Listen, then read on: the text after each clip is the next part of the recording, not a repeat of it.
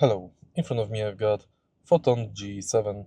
In this video I'll show you how to manage steering wheel buttons. In the beginning, take a look at the left side of the steering wheel. Right here we've got the panel, thanks to which we can activate cruise control and we can manage it.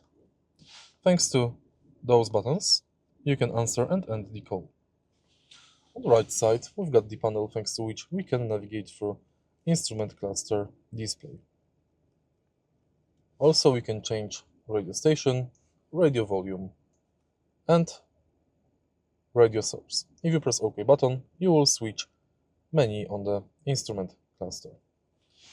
Of course, if you press right here, you will use horn. If you find this video helpful, please leave like, comment, and subscribe.